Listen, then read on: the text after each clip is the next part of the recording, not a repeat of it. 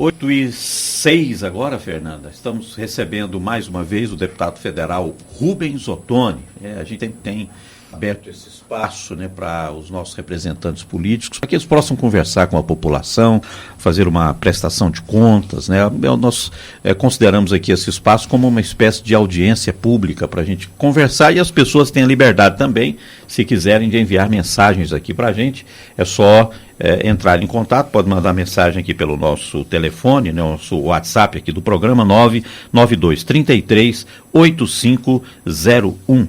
Deputado federal Rubens Ottoni, bom dia. A gente conversava aqui fora do estúdio, né, dizendo, o deputado tem feito caravanas, visitado todo o estado, e o deputado mas com atenção especial aqui para a cidade de Anápolis.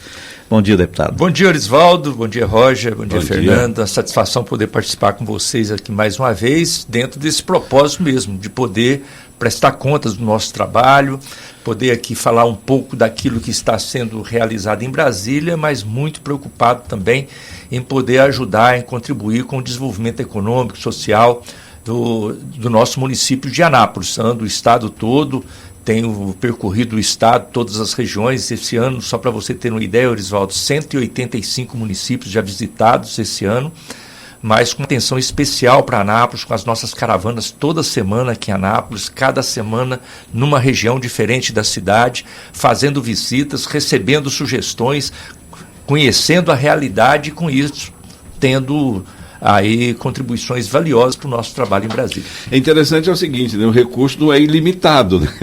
Então é importante que isso aconteça, né, deputado? Para que os recursos que o senhor consegue destinar, tanto para Anápolis como para as outras cidades também, o que é louvável, é maravilhoso, né? O senhor é deputado federal, não é de Anápolis, não é do estado inteiro. Isso aliás, tem que reconhecer e parabenizar o senhor por esse trabalho. Mas os recursos são muito limitados, né? Com certeza. E a gente trabalha sim, e trabalha também, Roger, na questão de poder sintonizar os municípios, aproveitar as oportunidades. Por exemplo, Anápolis tem muitas oportunidades no governo federal e que nós queremos e estamos insistindo para que a administração municipal ela aproveite essas oportunidades, leve adiante os recursos disponíveis até para abrir caminho para novos recursos que nós possamos trazer. Nós temos esses recursos do Programa de Aceleração do Crescimento, é um programa do governo do presidente Lula, que disponibiliza para a nossa cidade, que já garantido, recurso em conta, 2 unidades básicas de saúde, essas já iniciou a obra, que é uma lá no Jardim das Américas e outra na Vila Esperança. Na área da educação também nós temos uma escola de tempo integral lá no Residencial Under, recurso importante do FNDE. Temos também uma creche no Jardim Primavera, também prevista lá para o Jardim Primavera. Tem uma policlínica lá no Adriana Park. Agora também conseguimos um CAPS aqui para o Samambaia e também uma creche lá para o Copacabana. Só aí, somando tudo aí, são mais de 40 milhões de reais de investimento. O que nós estamos acompanhando de perto e insistindo?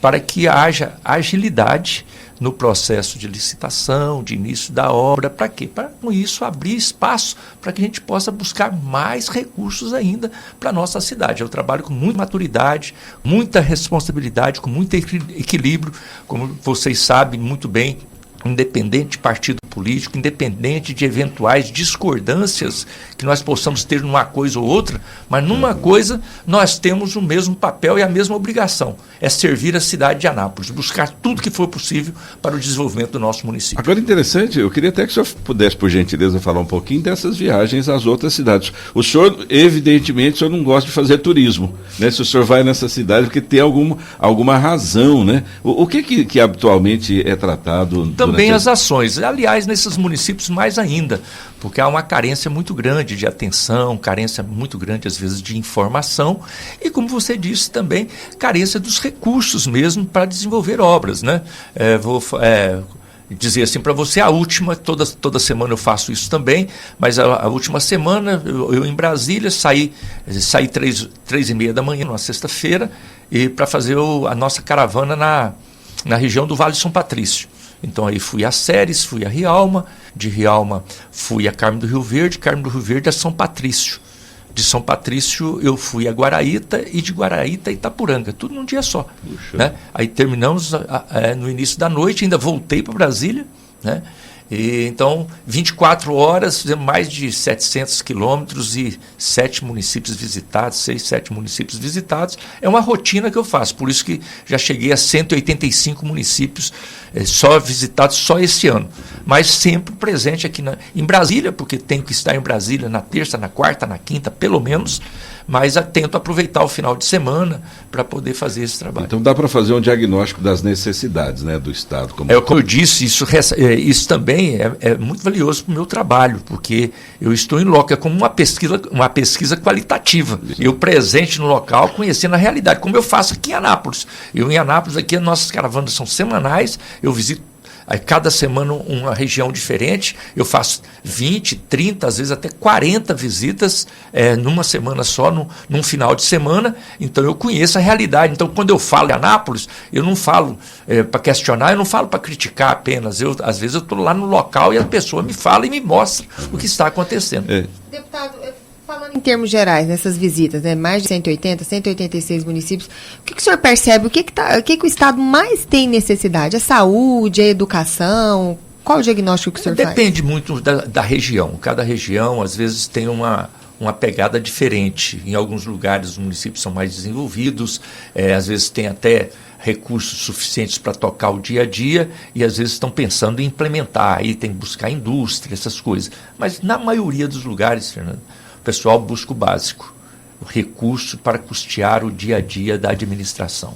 É o recurso para a saúde, é o recurso para a educação, é isso que é o dia a dia. Então, dependem muito e, infelizmente, nos lugares a gente vê que a presença do governo do Estado é muito pequena.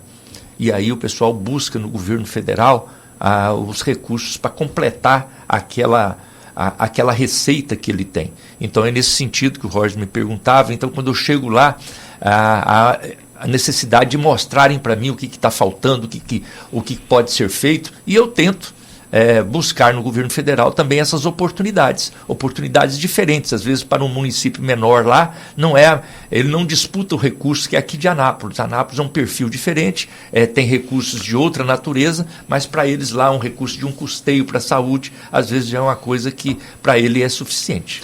Nós acompanhamos aqui no Hospital Estadual de Anápolis e também na APAI, agora nos últimos dias, o lançamento do programa Agora Tem Especialidades. Queria que o senhor falasse sobre isso, né, sobre esse programa aqui na cidade que prevê aí a assistência, né, de profissionais de várias especialidades que a gente sabe que tem dificuldade às vezes de encontrar no Sistema Único de Saúde. Que importância tem esse programa sendo instalado agora aqui na cidade? Eu diria para você que este é um grande avanço na área da saúde, Ministério da Saúde do governo do presidente Lula. O governo do presidente Lula tem tido atenção especial com a saúde. Falei aqui de recursos importantes só para a cidade de Anápolis, aqui investidos, 2 unidades básicas de saúde, uma policlínica. E se nós formos falar na própria PAI, nós temos a reforma do prédio da PAI aqui, dos espaços da PAI aqui em frente ao Fórum, a Santa Casa de Misericórdia com o centro de radioterapia que nós queremos inaugurar esse ano, tudo investimentos do governo federal. Mas o passo importante, esse que você citou, esse programa do Mais Especialidade, ele garante também aos municípios aquilo que ele às vezes não tem condição, de suprir, que é disponibilizar, pagar um profissional de determinada especialidade para fazer o atendimento que seja público, que seja gratuito, que seja de qualidade. Quer dizer, isso é o fortalecimento do Sistema Único de Saúde. Aquela especialidade que, às vezes, naquele município, se a pessoa precisar daquela especialidade, ele não tem outra alternativa do que ser o particular, ele começa agora a ter a oportunidade no Sistema Único de Saúde. Então, isso está sendo disponibilizado, foi um lançamento importante, começa a chegar nos municípios, mas é um avanço muito grande, sem dúvida. Deputado, o senhor também costuma receber os prefeitos no seu gabinete em Brasília, né? Geralmente, como funcionam essas visitas, caso algum prefeito das cidades vizinhas queiram ir lá fazer contato, receber a visita do deputado no seu município? Terça, quarta e quinta em Brasília é intenso, né? Eu trabalho nas comissões, eu sou membro efetivo da Comissão de Viação e Transportes, sou vice-presidente da Frente Parlamentar mais importante do Congresso Nacional, é uma frente parlamentar mista, que é a FRENLOG, Frente Parlamentar Mista de Logística e Infraestrutura. Hoje é a frente parlamentar mais ativa e mais importante do Congresso Nacional. Reúne senadores, deputados. Eu sou vice-presidente dessa frente e o coordenador da Câmara Temática de Mobilidade Urbana. Então imagina o trabalho que tem, a intensidade desse trabalho. Sou membro também da Comissão de Minas e Energia e ao mesmo tempo tem um trabalho no plenário que é intenso. Agora o trabalho do plenário, as pessoas às vezes não acompanham o dia a dia, não sabem. O plenário lá vai à noite, às vezes entra à madrugada. Então temos esse trabalho intenso, mas ao lado de tudo isso, Fernanda, também o atendimento às pessoas, e não apenas prefeitos, né? Vem os vereadores, mas lideranças comunitárias, pessoal da associação, do sindicato, lá de uma cooperativa do interior. O pessoal vai em Brasília, eu recebo lá no meu gabinete. Eu tenho o maior prazer de receber. Às vezes, num dia só, recebo lá 30, 40 pessoas e eu tenho a minha dinâmica na terça e na quarta em Brasília. Enquanto tem gente para atender, eu estou no gabinete. Eu já saí de lá às 11h30 da noite. Porque vou acompanhando e aproveitando que o pessoal vem do interior para eu poder atender. Então, faço esse trabalho com o maior prazer. Agora, deputado, o senhor trouxe uma informação aí interessante, né? O senhor faz parte da Comissão de Viação e Transportes da Câmara. Tem um viaduto aqui em Anápolis, eu acho que o senhor lembra muito bem, conhece bem, que é o viaduto Miguel Braga. Que nós temos, vamos falando sério aqui, é um trabalho que o senhor desenvolveu, sim, né? Sim. E se a gente tem essa... Uma luta de muito tempo, né? É maravilhoso. Agora, nós estamos já enfrentando o problema. O que a gente pode... Porque a previsão de poder mexer, pela concessionária, mexer naquela região ali, é a partir de 2030. É possível o senhor intervir de alguma forma para que a gente antecipe o acesso, ou melhore aquele acesso do viaduto? Com toda certeza, estamos trabalhando para isso. Complementar aí, deputado, porque considerando também que já está sendo concluída praticamente a obra daquela ligação do DAIA com o viaduto Miguel Braga, né, que é conhecido como anel viário. E que certamente já tem aumentado o fluxo de veículos ali. Nós falamos ontem também sobre o arroz brejeiro, também tem agora uma instalação ali onde era a TCA. Exato. E movimenta muitos caminhões também naquela região. Então, assim, o fluxo ali naquele local, ele vai explodir em determinado momento. Com toda certeza. E esse trabalho de mobilidade, o transporte e essa questão de rodovia, ele tem que ser um trabalho de atenção, de acompanhamento permanente. Eu me orgulho muito de, como deputado federal, ter participado desde o início de toda essa formatação, elaboração do nosso contorno, chamado Contorno Viário de Anápolis, que pega aqui desde o viaduto do DAIA, que era um sonho para se ter na cidade e uma luta de tantos anos que se tornou uma realidade. O viaduto Miguel Braga, que você citou muito bem, mas o trevo da saída de Corumbá, na saída para a base aérea, o trevo da Vila Jaiara, até chegar em Interlândia, no trevo lá também no viaduto com saída para Sousânia. Tudo isso foi feito, foi o início da duplicação da Belém-Brasília. Na verdade, 16 quilômetros de duplicação, né? O início da duplicação da Belém-Brasília. Mas isso, com o tempo, ele exige os seus ajustes. E vocês estão falando de um ajuste que precisa ser imediato. Infelizmente, no governo federal anterior, porque tudo isso, é importante destacar, tudo isso que nós fizemos, eu liderei essa movimentação de duplicação do contorno de Anápolis, com todos esses viadutos, com recursos do governo federal, sem fazer nenhuma concessão para a empresa privada. Não havia concessão. Tudo através do DENIT, Ministério do Transporte, recurso do governo Lula e do governo Dilma. Infelizmente, quando tiraram a Dilma, logo depois fizeram a concessão da rodovia para a empresa particular e nessa concessão fizeram um contrato que previa 10 anos para frente para fazer o ajuste ali no Miguel Braga e 25 anos para frente para fazer a duplicação do trecho urbano da BR-414 que passa em frente à base aérea. Um absurdo. Então, agora, não adianta eu ficar aqui reclamando, vocês não me veem fazer essa pauta, eu trabalho de maneira propositiva, eu quero ajudar. Então, eu pego a situação do jeito que está e vamos trabalhando. Então, já estou na NTT. na Agência Nacional de Transportes Terrestres, que é a agência responsável de controlar e supervisionar as concessionárias. E já estou discutindo com eles, debatendo, já fiz o pedido da revisão do contrato e já está agora na fase final de análise dessa proposta que eu fiz, para que haja uma composição para ter uma obra imediata ali no viaduto Miguel Braga. Então esse trabalho já está sendo desenvolvido. Eu não falo sobre isso porque eu não gosto de ficar falando sobre o que pode acontecer. Eu falo das coisas que já estão prontas, igual eu fico aqui e falo assim, do PAC tem essa obra, tem esse dinheiro disponível. Aquilo que eu estou lutando na hora que resolve, eu chego aqui e apresento. Mas eu vejo, isso você tem razão em me perguntar, porque na rede social vem um e fala uma coisa, vem outro e fala outra coisa. Eu prefiro trabalhar de maneira muito responsável. Estou lá na Agência Nacional de Transporte Terrestre, até porque tenho várias demandas lá, acompanhando várias demandas, mas não me esqueço de Anápolis, entrei com um pedido oficial para revisão dessa parte do contrato e para que a empresa atenda às necessidades do nosso município. Tem uma participação de um ouvinte aqui, também se refere a trânsito, e é o Johnin. Ele pergunta se tem algum jeito de ajudar nessa questão da ponte estaiada, que as obras estão paralisadas em Anápolis. Segundo ele, não precisa nem de ser uma ponte estaiada, podia ser uma ponte normal para poder ligar o acesso da Pedro Ludovico com a Avenida Brasil. Essa é outra demanda, deputado, que a gente recebe aqui com frequência, já que a obra está ali parada, já foi gasto um dinheirão.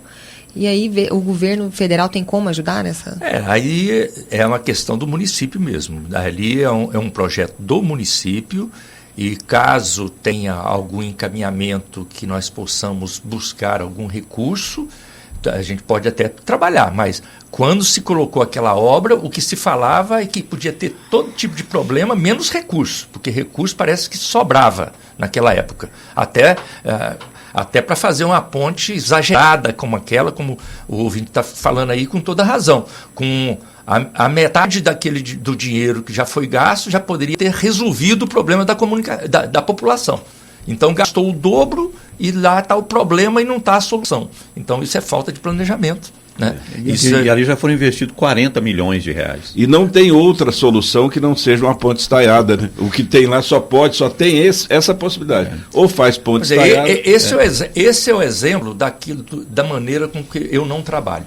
Eu disse para vocês aqui, eu prefiro falar das coisas depois de acontecerem. Depois que acontece, a gente pode divulgar. Esse exemplo aí, o que foi feito de propaganda dessa ponte que foi falado, deu até nome para a ponte, né?